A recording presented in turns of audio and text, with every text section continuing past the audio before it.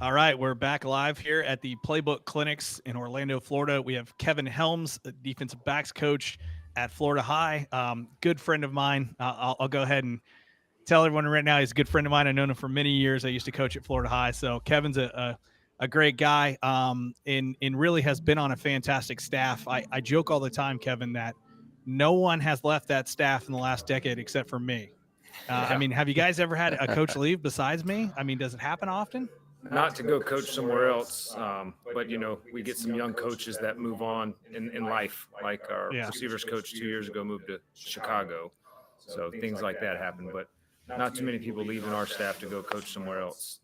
It is crazy in the state of Florida to hear of a staff where at least 5 or 6 guys have been on that staff for well over a decade. It's almost insanity to hear. During these times and the way the state of Florida is with all the issues going on with pay and everything else, it's pretty incredible. Yeah, 3 of us have been together for 21 years, man. It's wild, man. It's crazy. It's wild. And 3 of my most favorite people, by the way, in the coaching world. It's not even like, oh, I really like Kevin, but I hate that Jared guy. We love Jared. We just had him on the podcast. He did a great thing on two-way players, so that was a really cool talk. So talk about what you're at the Play Fast Clinic talking about. Playbook. I don't know why I did Play Fast. That's Coach Mack. I just did a call out for Coach Mack there. So Coach Mack, if you're watching, which you're definitely not, I need $5 for that. Go ahead. Playbook Clinic. Sorry. So tonight at 6:30, I'll be on a discussion panel discussing game planning for the week. Just trying to do a Q&A for people. And if they don't have any questions, then I've got a couple topics that I will speak on, and the other coaches on the panel, we can just kind of go off of that. But mainly just trying to help people with what they want to game plan and what they're looking for against the other offenses. Yeah, so talk about how your game planning is during the week at Florida High.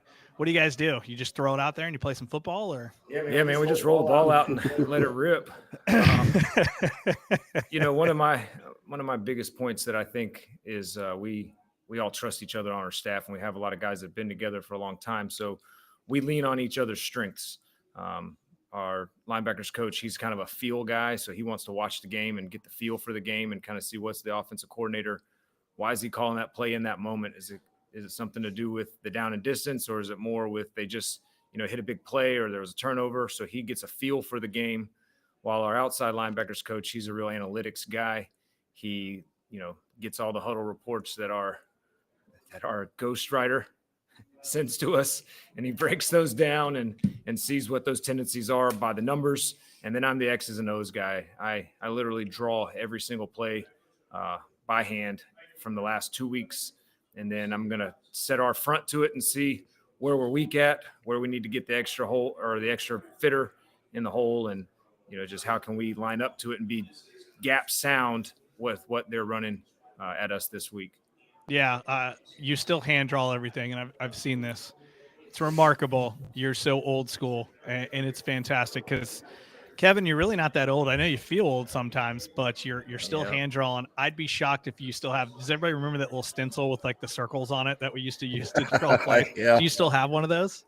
Jared still has the one from Alabama, and I do not use that. I've gotten good enough to where I can draw the cards. Do you still photocopy everything? No. Okay. No. I literally draw on manila folders with my Sharpie every week. He still does manila folders. Yeah, Kyle hates it, but you know what? That's how we get immersed in it, though. Honestly, Huddle can give you a false sense of it because they're doing it for you. When I have it tangibly there, I'm getting a real feel of it, and then I can go in there and I'm going to draw it on the board for the kids. So. Yeah. I don't know. It just does for me. That's the way I learned in high school. I had to write down things to memorize it. And now just using that tool, it helps me. Some of our younger coaches, they use the that's true. They need to do it. Stuff, but, so. I laugh at it and it makes it, for everyone listening, it makes it sound like I'm making fun of you. But I'm also the guy who, in a very similar fashion, I don't hand draw anything anymore because I'm more of a tech guy, but I do delete the playbook every year in whatever playbook drawing app I have, and I redraw the entire playbook. And I do this for a couple of reasons. A, I get to go look at every technique again and make changes. But B, I want the coaches to go through it with me and do that as well. But every year, everyone used to call me crazy. Is I would literally go and just delete the playbook in front of everyone, and they're like, "What are you doing? That's so much work." I'm like, "We're gonna do it again." And probably why no one likes me, but it's a fun thing for me. So I used to be the manila folder guy. To me, that's one of the great joys in life is a laminated manila folder. Loved it. Sharpie on top. the great joys in life, the things that you'll hear coaches talk about on this. We had a coach earlier that I loved. He brought up doing laundry. And I was like, man, this is a great podcast because we talk about all the little things coaches do that no one knows about, especially at this level. And it's like, look, I've picked up trash. At your school, or Kevin, maybe cover this real quick as a random thing you guys all have to do is you guys have to go paint your lines as a staff, right? Oh yeah. So Jared has our head coach. He's the one that runs the machine, and we get out there and we pull the string for him every single week. And it's just we don't have a big district. We are our own school district, so we do everything from painting lines to putting the scoreboard up at everything. Yeah. And I remember when I first got there, and I didn't even know what this is. This is how green of a coach I was.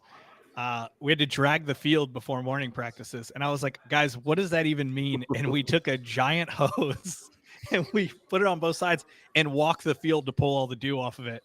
And I remember I looked, and it may have been at you, Kevin, and I was like, I don't know what that means. What does drag the field mean? It's my responsibility, and I have no idea what I'm doing. You're like, let's go, bud.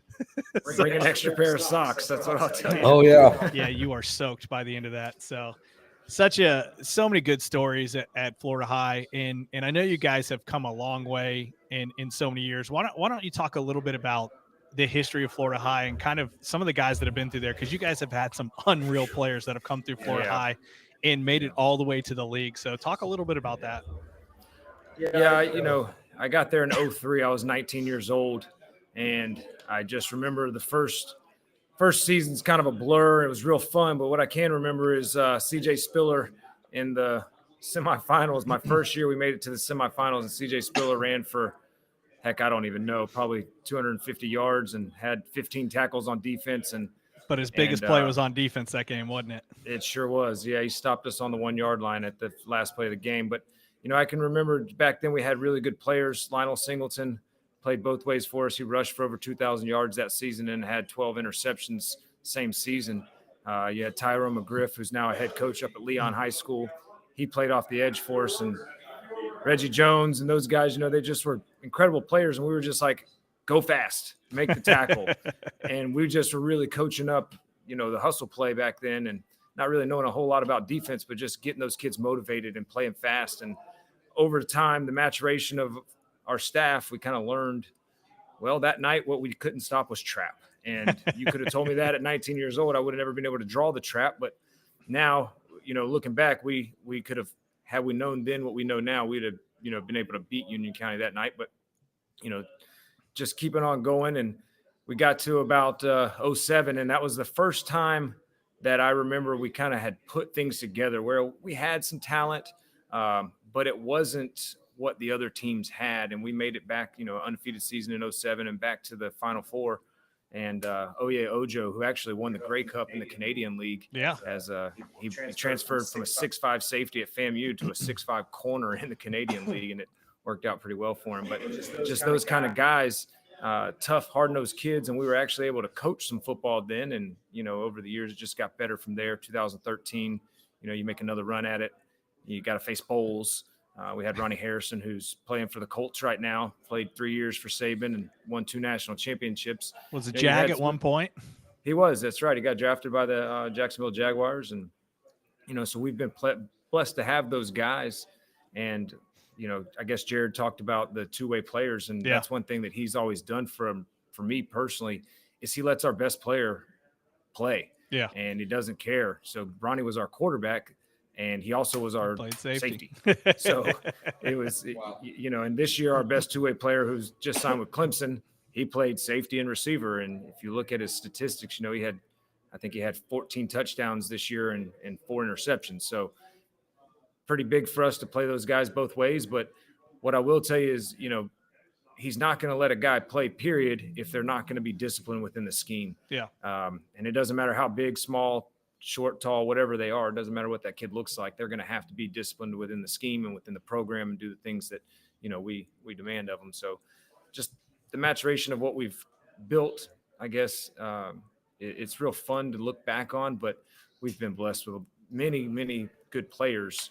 But at the same time, the cohesiveness of our staff, trusting each other to just go out there each day. And, Jared, he notices what I'm doing at individual, but he never questions what I'm doing. He just trusts me to go out there and run my drill, run my secondary, and he'll have his points to put in there. But, we trust the guys that we bring on staff to really do a good job.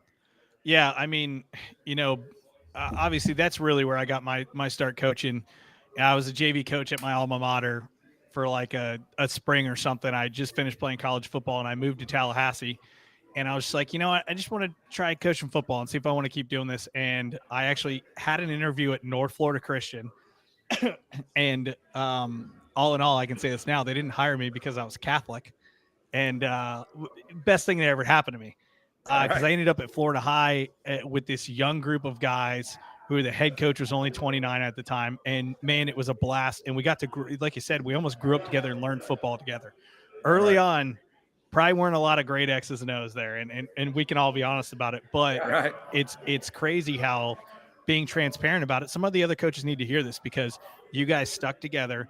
You continue to get better, and you guys have been to multiple state title games. I know you haven't gotten over the hump, and I know that's frustrating, but going to a lot of state title games is a good problem to have. There's a lot of people that have the problem of winning 5 games a year, and so you guys are really blessed in a really unique situation. Talk about a little bit about how, because you guys have gotten so good as a small school, how hard is it to schedule? Man, I tell you what, it is. You call people and they don't even answer the phone. And it's, I don't know what they think about us, but we didn't have a single D lineman over 230 pounds. So what are you afraid of? And I'll always say this: what made us better as a football program is we played Madison County every single year. When they were beating us by 30, we still put them on the schedule the next year, and it made us better. Scheduling Lincoln, scheduling these big schools. Next year, Kyle, this is how tough it is. We've got to go play Thomas County Central the next 2 years. Ooh. We had to sign a home and away with, right. You know what I mean? So that's the kind of people that are calling us. We don't have anybody that's calling us that is trying to get better. We've got people that are, trying to get good opponents. And I think right now we're at 7 for next year. So he's still working hard at it, and we call and we call and we call. And he called me the other day. He said, tell me about X, Y, and Z out there in Jacksonville. And I was like, go play, man. You guys are fine. There's one thing I never have a second thought about is that you guys are going to go play anybody really tough, and no one's going to beat you guys up. That's one thing about being part of Florida High. Like, no one ever beat us up. Even when we played the Madisons, like you talked about, when they had the Chris Thompsons and the Jacoby McDaniels and all those guys. And, I'll never forget us triple teaming Jacoby, him playing a zero nose, Matt. We're triple teaming him with the center and both guards, and he's just standing 3 guys up. And we're like, it's going to be a long night. Yeah. So it was. So I will tell you, if there's any young coaches out here, find some program that's going to make you better each year. And it's going to be a good measuring stick. Last year we played Ponte Vedra in the beginning of the season, and that's always a good, tough matchup. Coach over there does a great job of being disciplined in what they do, and then he's also going to scheme against what you don't do well. So he's gonna expose your warts and do a good job of playing tough, hard-nosed kids. So especially if you don't, coaches out there, especially if you don't get in the 4 eyes soon enough in that game. It's an inside joke between me and Coach Helms. So obviously it's the off season. You guys are traveling around stuff. You guys are always known for going to schools, right? You guys really value going to a college and learning from them. You guys plan that trip yet this year? Yeah, I think we're going to Georgia. We're going to go to the Nike Coach of the Year clinic. It's a good one that actually Jared's speaking at. So we'll go there. But Georgia fits in the majority of our coaches' schedules. So we're going to go up there. And last year we went to Clemson, and I tell you, there's no better experience than sitting in with that position coach and being able to ask questions, him turn on the film, him give you that one-on-one. This clinic, actually, I've been very impressed with the speakers here. They've got some really knowledgeable guys here. Bartram Trails D coordinator, Bartram Trails old head coach, Coach Sutherland. Yeah. Oh my goodness. Yeah, he we was just in had him gym on the last night. podcast. Wait till you hear Oh, his wow. culture. His podcast about culture is phenomenal. Wow. It's coming out here in Yeah. 2 weeks, so 2 Wednesdays. Yeah, man, he's an outstanding person, and I was really blessed to hear that last night. And the guy they've got from USA football in here talking about tackling today, Yeah. man, just some of the perspectives that he has on drills and techniques, it's really good stuff. So anytime you can get there and get one-on-one in a small environment and have that discourse back and forth. But I'll also say, and this isn't, because you got me on your podcast, but some of those talks that you and I have had in the past where we just sat down at Starbucks and you're like, hey, man, what do you think about this? Yeah. And I can't run all the things that you ran, but every year I'd get something from you that I would implement into our scheme, and it would help us. And that, and Coach, I appreciate that. And that's why we're doing this. Me and Matt, we do have a little bit of knowledge. We crack the joke all the time. We're going to get way smarter coaches than us to talk about football, because we are. But we're here for education for coaches to try to get them better. And that's our goal, right? We can't coach right now. We desperately want to, or at least I do. I can't speak for Matt. But it just doesn't work out in my life right now. So the least I can do is we have this cool podcast. We get to talk football. And I'm not going to lie. I love having the podcast and I love talking ball, but we love giving back to coaches as well. So that's such a big thing. Matt, you got any questions? You want me to just keep rolling through? Unmute your mic. Coach, yeah, I was off and on. Coach, being up there, being up at a smaller school, the coaches that are younger in the area, looking to get all the coaches, I guess, that I've seen come through, they always look at those big schools, right? I know that I grew up in the Oviedo area. To me, it was 8A football or nothing, right? That was the ultimate thing. Can you kind of talk about the pride you take in being at a smaller school? You talked about your community, and really, kind of a message to those coaches that, it's not just about the population of your school, but the quality of work you're putting in. Yeah, so I'll never forget the guy that's our linebackers coach, D coordinator. He showed up there fresh out of college. Actually, was there to do his internship, and he's in a 3-piece suit. And the old man Hickman says, hey, man, you need to go get some shorts. You're going to be coaching. And he was like, okay. And he said, you're going to coach our D-line. And Coach Hartley said, well, I've never coached D-line before. He goes, good. Well, you better go draw some drills up before you get here this afternoon. So, and if you knew the old man, that is 100% true. I didn't need to be there. I just know that's true. Yep. So, again, I really just think that no matter who you're coaching or how many kids are there or what level of ball it is, especially high school, coaching is a calling. And I'm a firm believer that the Lord has put many of us in these positions to do this thing, especially in the state of Florida. You don't get much compensation for it. So you're definitely not doing it for the money. But when you're going in there and, you're trying to raise a young man, football teaches them a lot of things about life. Full disclosure, I had a freshman the other day whose dad calls me up and says, he's thinking about quitting.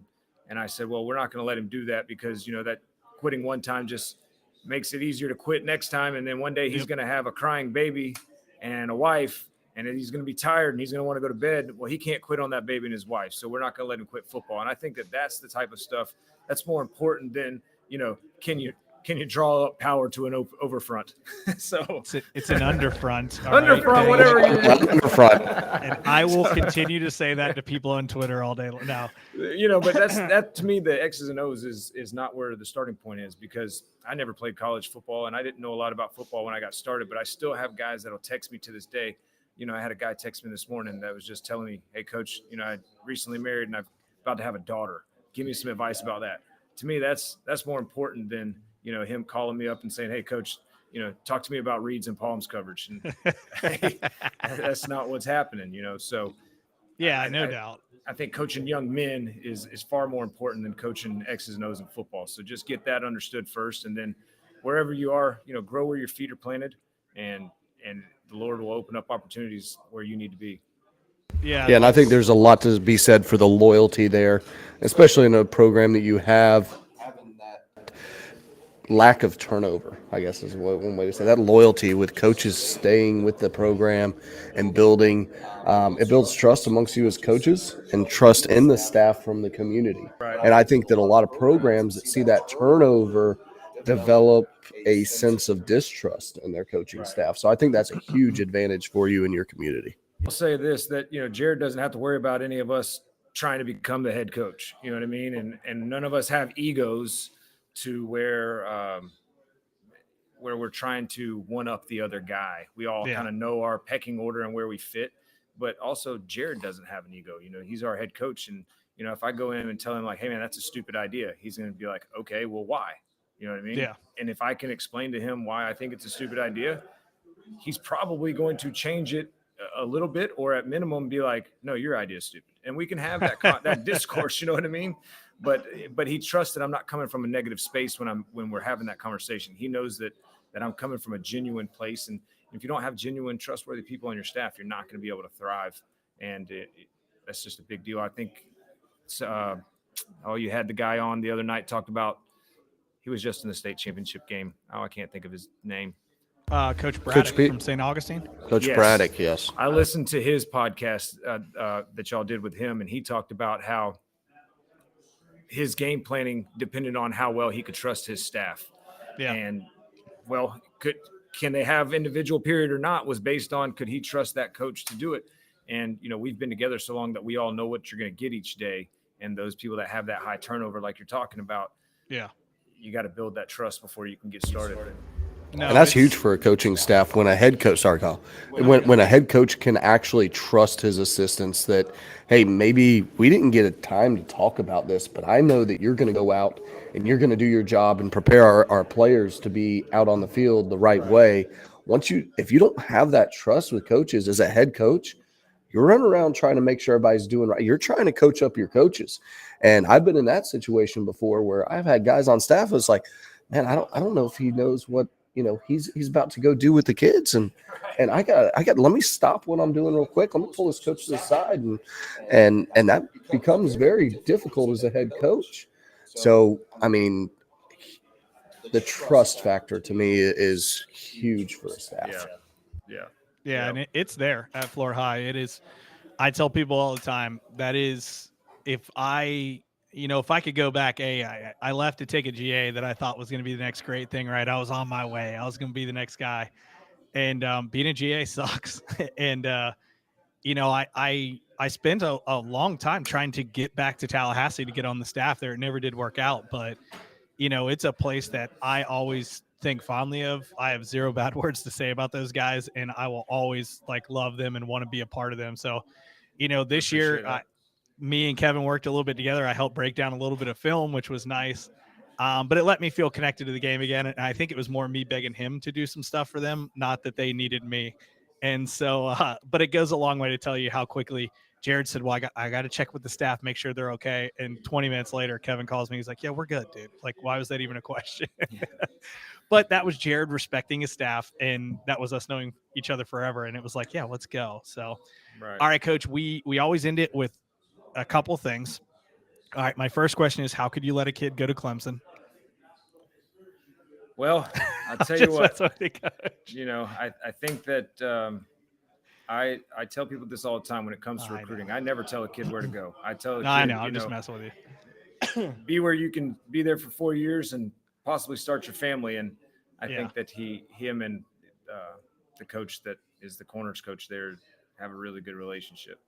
Yeah, no doubt. And I just messed with Travis Rowland about this too. He's the head coach at Mainland. He's a Seminole, and he just sent a kid to Florida. So had to mess with you. But we always ask everybody, and we asked Jared this, so I'd be interested to compare them. We ask every coach that comes on, what's the most unique thing about your program or school that no one else really does? So what's the super unique thing about Florida High? It doesn't have to be a big thing. It can be a small thing. But what's unique that you guys do that no one else does?